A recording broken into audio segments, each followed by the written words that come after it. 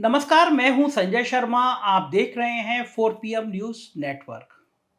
2024 आते आते कई राज्यों के खतरनाक संकेत सामने आने लगे हैं।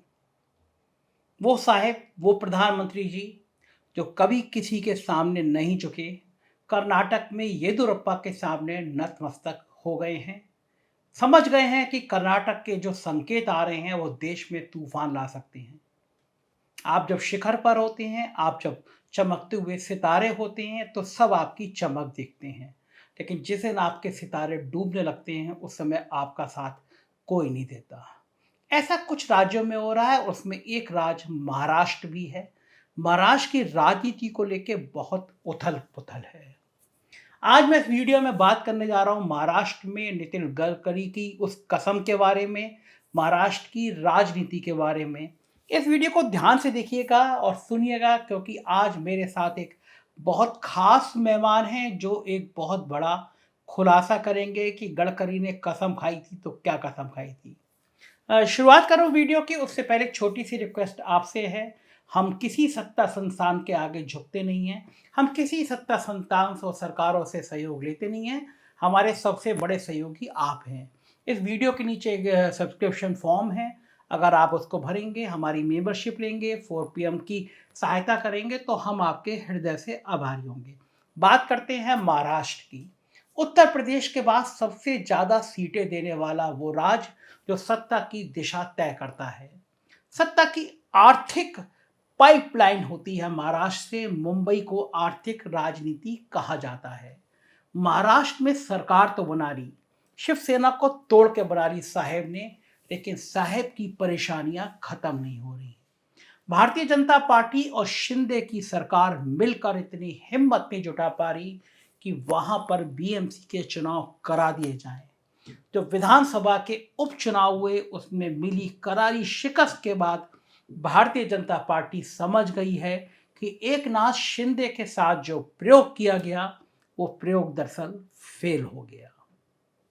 भारतीय जनता पार्टी की महाराष्ट्र इकाई ने रिपोर्ट भेजी है केंद्रीय नेतृत्व को।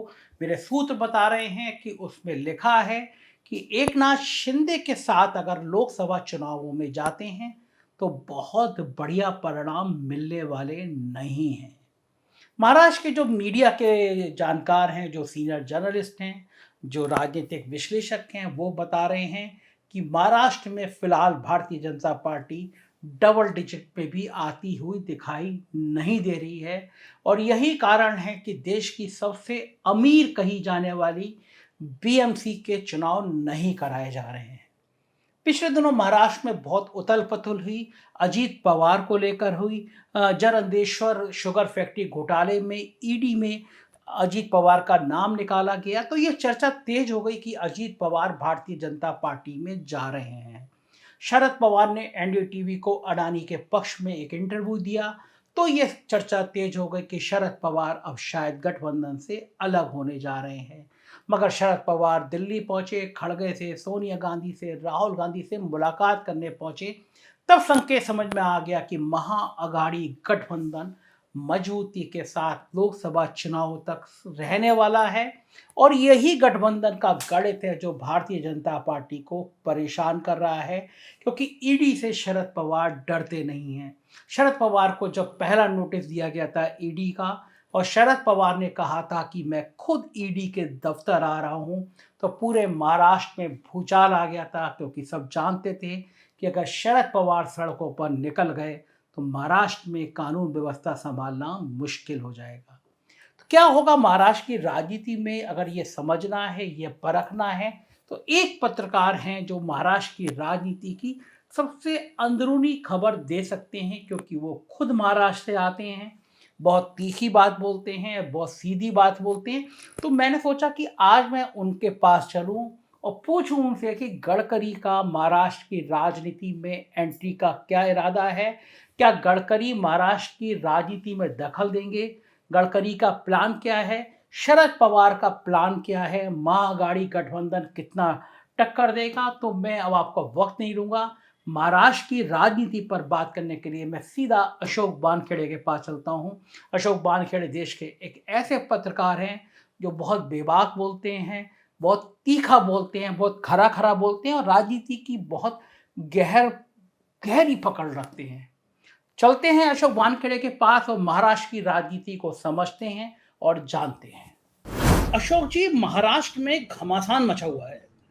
अजीत पवार भारतीय जनता पार्टी में चले जाएंगे, नहीं चले जाएंगे, आदित्य ठाकरे ने क्या कह दिया, शरद पवार का गेम क्या है, पूरी महाराष्ट्र की राजनीति में भूचाल आया हुआ है। और ये मैं दावा कर सकता हूं कि महाराष्ट्र की राजनीति की जितनी खबर केवल अशोक वानखेड़े को है उतनी किसी को हो नहीं सकती। महाराष्ट्र में चल क्या रहा है? महाराष्ट्र में संजय भाई हवाबाजी चल रही है, गॉसिपिंग चल रही है। यह महाराष्ट्र का दुर्भाग्य है कि जब से महाविकास आघाड़ी की सरकार बनी, जब से बीजेपी के सामने से थाली हटाई गई, तब से वो इस सरकार को काम नहीं करने दे रहे। फिर इन्होंने वो सरकार तोड़ के सरकार बनाई तो ये उन लोगों को काम नहीं करने दे रहे। अजित पवार लगातार जिलों के दौरा कर रहे थे, लगातार। ऐसे में उनको एसिडिटी का प्रॉब्लम हुआ, 2 दिन के लिए वो रेस्ट कर गए। अब अजित पवार जैसे हाई प्रोफाइल आदमी, यानी आप और हम भी 2 दिन यदि कहीं गायब रहे तो इतना फोन बजता है कि भाई कहाँ गए, तो उन्होंने फोन थोड़ा सा स्विच ऑफ रखा, तो तुरंत नॉट रीचेबल कह दिया और कह दिया कि अब वो अजित पवार सरकार बना रहे हैं और ये 16 लोग जा रहे हैं। और हेडलाइंस के टेलीविजन वालों के पास और खबरें होती नहीं, कोई खबरें। और उनकी इतनी, मतलब मुझे दया आती है टेलीविजन इंडस्ट्री को, महाराष्ट्र में और आप भी उत्तर प्रदेश में कितनी खबरें करते हैं। आपकी सुबह की खबरें देखिए, आपको कुछ ना कुछ नया आता है। आप यदि 24 घंटे यही कहेंगे कि योगी जी और मोदी जी का झगड़ा ही चल रहा है और हम 24 घंटे यही दिखाएंगे, तो एक समय में लोग ऊब जाते हैं। वैसे ही महाराष्ट्र में हो रहा है। ये सरकार आज गिरेगी, कल गिरेगी। अरे भाई, एकनाथ शिंदे के 40 लोग हैं, 16 लोग डिस्क्वालीफाई होंगे तो भी एकनाथ शिंदे मुख्यमंत्री रहेंगे, 6 महीने रह सकते हैं। डिस्क्वालीफाई होने का मतलब ये नहीं है कि आप चुनाव नहीं लड़ सकते। फिर वो बाई इलेक्शन होंगे, इलेक्शन कमीशन इनका ही बैठा हुआ है, इलेक्शन फिर बाई इलेक्शन होंगे, उसमें 16 में से 8 भी जीत के आए तो भी इनके पास इतनी मेजोरिटी है कि सरकार गिरती नहीं। तो ये सरकार इलीगल हो जाएगी। ऐसी इलीगल सरकार होती नहीं और इसमें बहुत टाइम लगता है। मैंने तो आपको पहले भी कहा था कि ये सुप्रीम कोर्ट का भी डिसीजन कब आएगा कुछ बता नहीं सकते, ये समय निकल जाएगा शायद। इसमें सवाल ये है कि शरद पवार ने अपनी दोस्ती निभाने के लिए, शरद पवार भी बहुत प्रेशर पे थे अडानी जी के साथ। शरद पवार जी की बहुत संबंध अच्छे हैं, ऐसा कोई उद्योग घराना नहीं। इस पे ऑलरेडी हम आपके चैनल पे मैं बोल चुका हूँ शरद पवार के। तो शरद पवार ने दोस्ती मनाने के लिए, और शरद पवार इतने कॉशियस थे कि उन्होंने ये इंटरव्यू किसी एएनआई, पीटीआई, यूएनआई को नहीं दिया, ये एनडीटीवी ने इंटरव्यू लिया। मतलब पहले से तय थे सवाल और ये जवाब होंगे, और वो बाहर निकले। बाहर निकलने के बाद उनको वो जो बोला वो जस्टिफाई करना पड़ा। जस्टिफाई करने के बाद पूरे देश में एक हंगामा हो गया। लोगों ने कहा कि विपक्ष बिखर गया है। विपक्ष उनके वजह से नहीं बिखर जाता। फिर मैंने आपको वो भी बताया कि उनका स्टैंडिंग क्या है। शरद पवार को जब ये लगा कि वो अपने पार्टी में भी ट्रोल होने लगे, आप बीजेपी का साथ दोगे, ऑलरेडी बीजेपी के खिलाफ आप महाविकास आघाड़ी में, तो ये सब मामला नेस्तनाबूद हो गया। उसके बाद जैसा कि उनको यू टर्न लेने की आदत है, उन्होंने फिर यू टर्न लिया। उन्होंने कहा कि मैंने ये कहा कि जेपीसी की जरूरत नहीं है, लेकिन यदि विपक्ष जेपीसी मांगता है तो मैं समर्थन करूंगा, मैं साथ दूंगा। ये उन्होंने ये कर दिया। लेकिन शरद पवार के जो तेवर है ये कांग्रेस के लिए नए नहीं है। शरद पवार कांग्रेस के साथ मजबूरी में है, ये कांग्रेस जानती है। महाराष्ट्र में शरद पवार सत्ता में नहीं है तो महाराष्ट्र में फिर शरद पवार कहीं नहीं है। तो महाराष्ट्र में शरद पवार सत्ता में आने के लिए उनकी मजबूरी है कि वो कांग्रेस के साथ थे। सिर्फ शिवसेना और शरद पवार भी साथ हो गए तो भी सरकार नहीं बनती। कांग्रेस के साथ वो लगातार, कांग्रेस छोड़ने के बाद जिस विषय पे उन्होंने कांग्रेस छोड़ी थी उसके अगले साल से ही वो कांग्रेस के साथ लगातार गठबंधन में सरकार बना के बैठे हैं और वो नेचुरल अलाइज हो गए कांग्रेस के। केंद्र में सरकार यूपीए की बनती है, फिर शरद पवार मंत्री रहते हैं। लेकिन शरद पवार को कभी डिफेंस मिनिस्ट्री जो राव साहब के टाइम मिली, वो ओहदा कभी नहीं मिला। उनको हमेशा एक डिस्टेंस पे ही रखा, क्योंकि वो जानते हैं गांधी परिवार की, गांधी परिवार के खिलाफ ही इन्होंने अलग पार्टी खोली थी। वो गांधी परिवार, ये सब मजबूरी के सौदे ये लोग साथ में रहते। जब शरद पवार ने हिंडनबर्ग रिपोर्ट और अडानी जी को बहुत बेहतरीन आदमी बताया, आज के डेट में गांधी परिवार और पूरी कांग्रेस एक ही बात पे पूरा डंडा लेके घूम रही है, वो है हिंडनबर्ग रिपोर्ट और अडानी। और सारी दुनिया जानती है कि अडानी के मामले में ही बैकफुट पे बीजेपी आते हुए नजर आती है, क्योंकि अडानी जी के कई जगह पे कुकर्मों पे बीजेपी जस्टिफाई नहीं कर पाती। तो वो कहते हैं कि देखो मैं भ्रष्टाचार का मामला उठाता हूँ, ये करता हूँ। भाई आप सीधी-सीधी बात है, जो सवाल अडानी पे उठते हैं वो बता दीजिए। फिर आप कहते हो सुप्रीम कोर्ट ने इंक्वायरी ऑर्डर कर दी। अरे जब गृह मंत्री ने कहा कि अडानी में गलत नहीं है और सर्वोच्च न्यायालय ने कमिटी अपॉइंट की, तो सर्वोच्च न्यायालय को लगता होगा कुछ गलत है, तो फिर गृह मंत्री ने तो इस्तीफा दे देना चाहिए, लेकिन नहीं होता ऐसा। तो ऐसे में शरद पवार का ये बोलना, ये कांग्रेस के भी गले नहीं उतरा। लेकिन कांग्रेस अक्सर आदमी भेज के कॉम्प्रोमाइज नहीं करती। कांग्रेस ने कुछ नहीं किया। जब राहुल गांधी की सदस्यता गई और 19 पार्टियों ने उनको समर्थन दिया सरप्राइजिंगली, जिसमें आम आदमी पार्टी से लेकर सब लोग साथ थे। उसके बाद खरगे ने हर पॉलिटिकल पार्टी के नेता को फोन करके मिलने की बात कही कि हम ऐसे मिले हैं, लेकिन हमको ऐसे भी बात करनी चाहिए। उसमें नीतीश कुमार भी थे। हाँ, नीतीश कुमार भी मिलना चाहते थे। तो जब शरद पवार ने वहां पे अलग स्टैंड लिया अडानी को लेके, तो इन्होंने नीतीश कुमार को न्योता दिया। हाँ, कल की जो मीटिंग हुई उसमें क्या ऐतिहासिक था मुझे बताओ। कल कुछ भी नहीं मैंने तो आपके अभी। चैनल पे कहा हाँ, कि आपने कहा था। ऐतिहासिक तब होता जब वो यूपीए के चेयरमैन घोषित होते। ठीक बात। ऐतिहासिक तब होता कि जब एक अनाउंसमेंट होता, राहुल गांधी कहते कि अब नीतीश जी ही सब देखेंगे, हमने नीतीश जी को कहा है कि ये किसी ने कुछ नहीं कहा। ऐतिहासिक बोल के उन्होंने वहां इंडिकेशन दे दिया मुंबई में कि हमारे पास एक तुरुप का पत्ता है, और उसका हाँ, रिपल्केशन क्या हुआ, तीर सही जगह पे लगा। कल की ऐतिहासिक मीटिंग हुई और आज शरद पवार मीटिंग के लिए भागे भागे आए। खड़गे से अब मुलाकात करने। शरद पवार की मीटिंग चल रही है दिल्ली में। वो खरगे से मिल रहे हैं, वो सोनिया से मिल रहे हैं, वो राहुल जी से मिलेंगे और वो पूरा परिप्रेक्ष्य बताएंगे कि हिंडनबर्ग की रिपोर्ट के बारे में मैंने क्या कहा, मुझे मिसकोट कैसा किया गया और ये ब्ला ब्ला। वो लिपापोती करने का वो हमेशा ऐसा ही करते आ रहे हैं। उनके घर पे जब एक फ्रंट की मीटिंग होती है, तो वो आखिर तक पूरे चैनल लगाते और बोलते हैं कि शरद पवार जी के यहाँ थर्ड फ्रंट बन रहा है। शरद पवार सुबह से शाम तक आवाज नहीं करते। जब शाम को उनको लगता है कि ये मामला गले पड़ जाएगा, तो फिर वो कहते कि यशवंत सिन्हा की भाई एनजीओ की मीटिंग थी, अब उन्होंने मेरा गार्डन मांगा तो मैंने दे दिया। तो वो तुरंत लॉन किराए पे देने वाले भी हो गए, टेंट हाउस वाले हो गए, और उन्होंने यशवंत सिन्हा की दोस्ती निभाते हुए थर्ड फ्रंट के सारे नेताओं को अपने घर में, मेरे घर में आ गए नेता तो मैंने खाना भी खिलाया। ये लिपापोती वो बार बार पूरे जीवन भर करते आ रहे हैं। तो मुझे ऐसे ही कुछ लग रहा था और वैसा ही हुआ। अब वो आके लिपापोती कर जाएंगे। कांग्रेस का पर्पस सॉल्व हो गया। जो मैसेज देना था वो दे दिया। कांग्रेस ने कभी नहीं कहा कि महाविकास आघाड़ी टूट रही है। कांग्रेस के नेताओं ने कहा कि ये शरद जी के विचार हो सकते हैं, लेकिन महाविकास आघाड़ी अडानी के खिलाफ लड़ेगी। अडानी के खिलाफ सामना ने भी स्टैंड लिया है। सामना ने भी कहा कि भाई जो शेल कंपनियां हैं उसका पैसा मानना चाहिए। फिर क्या हुआ, शरद पवार को मिलने उद्धव ठाकरे गए सिल्वर ओक में। अब देखिए, फिर शिवसेना के जो एंटी उद्धव लोग हैं उनने बोलना शुरू कर दिया कि कमजोर पड़ गई शिवसेना, अब जाती है। सवाल कमजोर पड़ने का नहीं है। सवाल है शिवसेना के जो अभी सुप्रीमो है उद्धव ठाकरे, उनके पिताश्री और शरद पवार ये जिगरी दोस्त थे।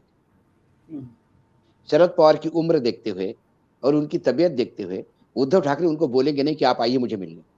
ठीक बात। और अभी मुख्यमंत्री पद पे भी नहीं है वो, हाँ, ना सही बात। महाविकास आघाड़ी के संयोजक है। ऐसे में वो एक चाचा को मिलने या अंकल को मिलने, इस हिसाब से वो मिलने गए। वहां मिलने के बाद अंदर क्या बात हुई किसी को पता नहीं, लेकिन बातें निकली कि अब सरकार बदल रही है। शरद पवार बता रहे हैं कि महाविकास आघाड़ी में रहना नहीं, बीजेपी के साथ जाना है। अरे बीजेपी के साथ कैसे जाएंगे शरद पवार? शरद पवार ने सिर्फ एक बार उसका देवेंद्र फडणवीस के सरकार को बचाया था, पहले विश्वास के प्रस्ताव पे, जब देवेंद्र फडणवीस पहली बार मुख्यमंत्री बने थे, वॉइस आउट हो गया था। उसके बाद में जो पार्टी में गदर उठा, जो पार्टी के लोगों ने उनको बोलना पड़ा कि साहब हम क्या बीजेपी के साथ जाएंगे, हमारा बेसिक कैरेक्टर ही खत्म हो जाएगा। उसके बाद शरद पवार ने क्लियर कट बोल दिया कि भैया जो आपको करना सो करो, नागपुर का अधिवेशन, अगला अधिवेशन नागपुर का है, वहां हम मदद नहीं कर पाएंगे। फिर शिवसेना फिर सरेंडर हो गई और वो जो बाद में वो इतिहास हो गया। तो शरद पवार का बराबर कांग्रेस ने तीर मारा, तीर निशाने पे लगा। आज शरद पवार दरबार में हाजिर है। आज शरद पवार को ऐसा कोई आने की जरूरत नहीं थी। महाराष्ट्र में कोई पॉलिटिकल क्राइसिस नहीं है। महाराष्ट्र में जो वर्तमान सरकार है वो स्ट्रांग सरकार है और वो रहेगी। उनके पास नंबर है, क्योंकि संजय भाई नंबर गेम बिगड़ने पे ही सरकार वीक हो जाती है। तो बिल्कुल ठीक बात है। वहां एकनाथ शिंदे जाके क्या करेंगे, जाके कहां जाएंगे? एकनाथ शिंदे की मजबूरी है कि इनके साथ रहना। और इनकी सही बात। मजबूरी है कि एकनाथ शिंदे को तोड़ के लाए तो साथ में रखना, नहीं तो कोई विश्वास हाँ, नहीं रखेगा आगे कि भैया ये बुलाते हैं और लात मार के निकाल देते हैं। तो एकनाथ शिंदे जब तक सरकार ने कानून भी यदि 16 लोग डिस्क्वालीफाई होंगे, उसमें एकनाथ शिंदे भी है। अब 16 लोग डिस्क्वालीफाई होंगे तो वो सरकार डिस्क्वालीफाई होगी। सवाल 16 लोगों के डिस्क्वालीफाई, देखो सुप्रीम कोर्ट में जब भी कोर्ट में केस चलता है तो उस पॉइंट बाय पॉइंट चलता है। हाँ, ठीक बात है। सवाल 16 लोगों के क्वालिफिकेशन और डिस्क्वालिफिकेशन का है। हम्म, सवाल सरकार के क्वालिफिकेशन डिस्क्वालिफिकेशन का नहीं है। नहीं है। सुप्रीम कोर्ट में रिपलकेशन नहीं होते, ऐसा हुआ तो ऐसा हुआ। सुप्रीम कोर्ट हाँ, शेख चिल्ली की दुकान नहीं है कि हाँ, मुर्गी ठीक से है। अंडा हुआ, अंडा से मुर्गी निकलेगी, फिर अंडे होंगे, फिर बेचेंगे, वो वाली बात नहीं है। बिल्कुल सुप्रीम ठीक कोर्ट जिस पॉइंट पे, जैसे कि राफेल्स के मामले में सुप्रीम कोर्ट के पास जो जो केस बना, वो गया था कि राफेल का कीमत ज्यादा है। सुप्रीम कोर्ट ने कहा कि राफेल की कीमत तय करने का काम सुप्रीम कोर्ट का नहीं है। नहीं इसी में है। इनने कह दिया कि जीत गए, जीत गए, जीत गए, जीत गए। वो केस डिफरेंट हुई क्योंकि सुप्रीम कोर्ट ने बोला बाकी हम, क्योंकि ये हमारे लिए ना आपने इसको पूछा ना हमने कुछ किया। हाँ, तो सर्वोच्च न्यायालय के पास जितना जिस काम के लिए जाते उसी पे जाती है। ये क्वालिटी डिस्क्वालिफिकेशन डिस्क्वालिफिकेशन 16 का हो जाएगा।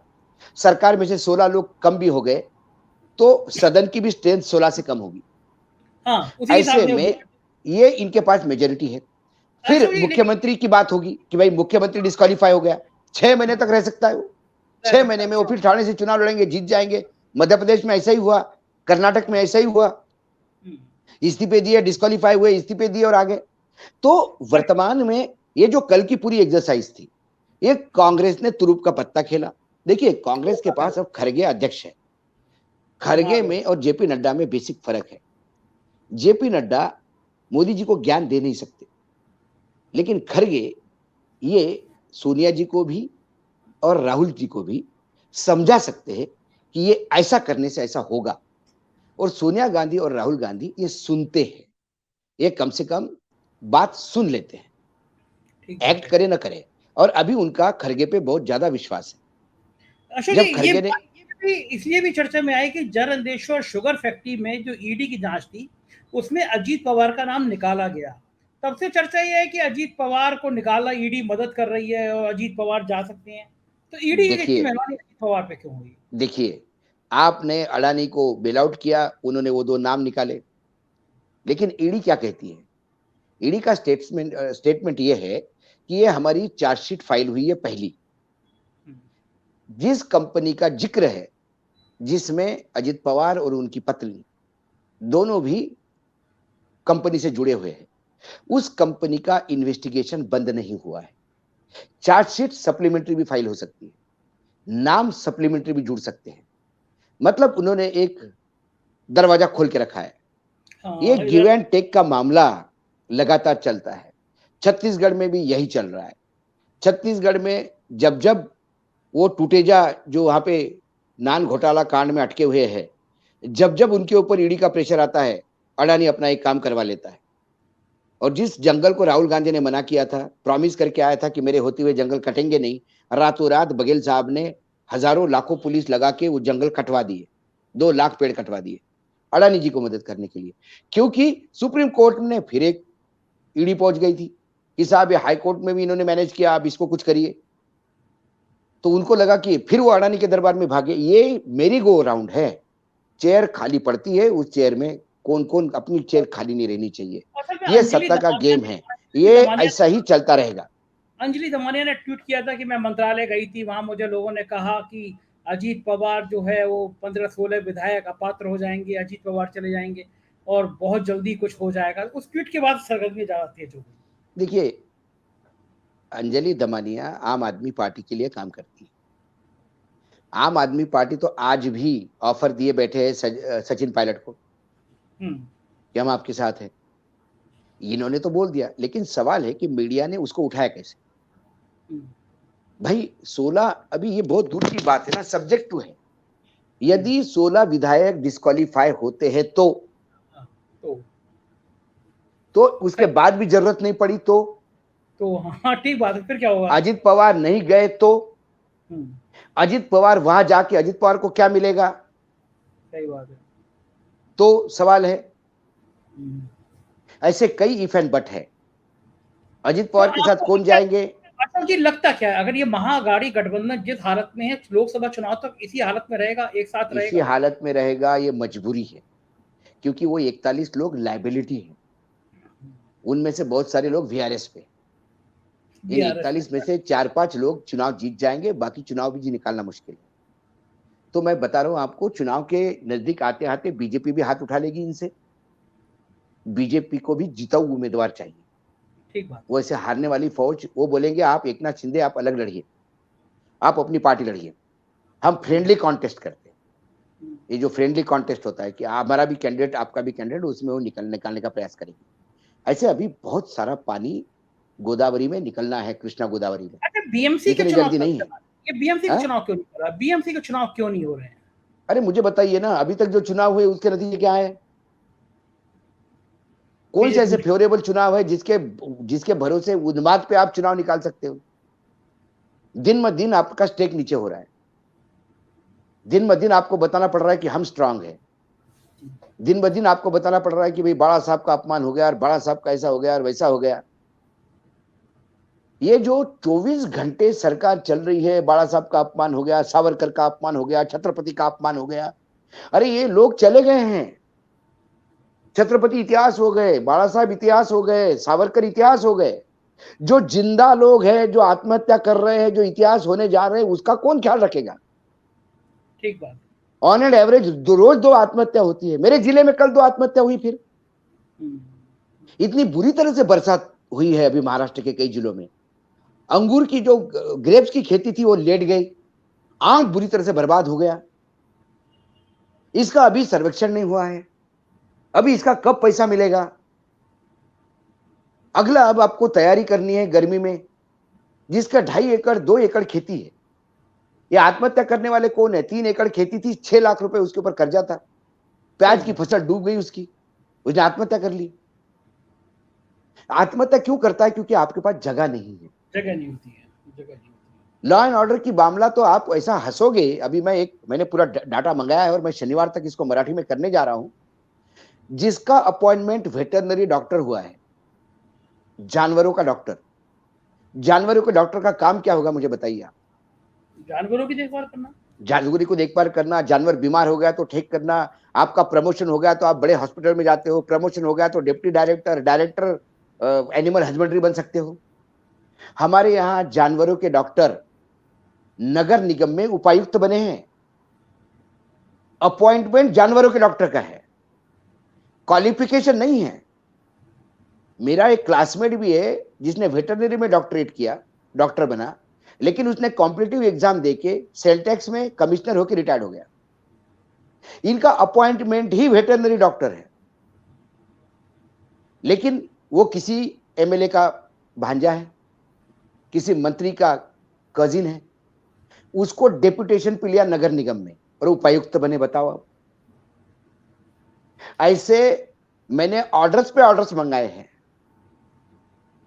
ये आपका एडमिनिस्ट्रेशन है। जानवर के डॉक्टर से आप उपायुक्त का काम करवाओगे सही तो बात है। उपायुक्त को क्या आपने अपना खुद का इंजेक्शन दिलवाओगे? बिल्कुल ठीक बात है। अशोक जी, आखिरी सवाल। उत्तर प्रदेश के बाद सबसे ज्यादा सीटें आती हैं महाराष्ट्र में। क्या लग रहा है आपको, लोकसभा चुनाव में क्या सीन होने वाला है इस बार? आज यदि चुनाव होते हैं लोकसभा के, मैं अभी की बात बता रहा हूं, तो 6 सीटों से ज्यादा लोकसभा में महाराष्ट्र में नहीं आएंगे बीजेपी और बीजेपी। एकनाथ शिंदे को। 6 सीटें? 6 सीटें। अरे भाई, सी वोटर 13 दे रहा है यार, शर्मा शर्मी में। तो होगा क्या, मतलब सरकार कैसे बन पाएगी फिर केंद्र में? तो मैंने यही तो कहा, मैं क्यों पहले दिन से कह रहा हूं कि 70-80 का गैप है। क्यों बीजेपी परेशान है? कर्नाटक में जिस आदमी को मक्खी जैसा निकाल दिया था, पहली बार नरेंद्र मोदी को मैंने किसी के सामने झुकते हुए देखा है, वो येदियुरप्पा है। जिसको आपने मिलने का समय नहीं दे रहे थे, आज उसका बर्थडे सेलिब्रेट होता है लाइट दिखा दिखा के। आज वो तय करते हैं कौन सी सीटें हैं, आज पूरी लिस्ट उनकी है। येदियुरप्पा, तू ही हमारी नैया निकालेगा। राजस्थान आते आते देख लेना आप, वही वसुंधरा के सामने नतमस्तक होते हुए दिखाई देंगे। क्योंकि आपको अब जीतना है।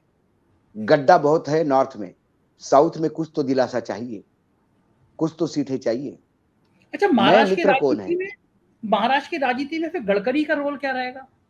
गडकरी महाराष्ट्र की राजनीति में है कहाँ? पिछले विधानसभा चुनाव में ना गडकरी के लोगों को सीट दी गई, ना गडकरी को पूछा गया, ना गडकरी से प्रचार करवाया गया। महाराष्ट्र की राजनीति में गडकरी कुछ बोलते नहीं। जो गडकरी के खास हुआ करते थे, जो गडकरी के लेफ्ट हैंड राइट हैंड जिसको हम मानते हैं, उनको बहुत ही दुय्यम दर्जा का मंत्री पद दिया गया है। और कैबिनेट मंत्री इसलिए बोले कि ज्यादा ज्यादा ये नहीं हो। लेकिन गडकरी का फोकस महाराष्ट्र नहीं है। गडकरी ने एक बार, गडकरी के साथ दांव हो गया, उनका सेकंड टेन्योर होते होते रह गया।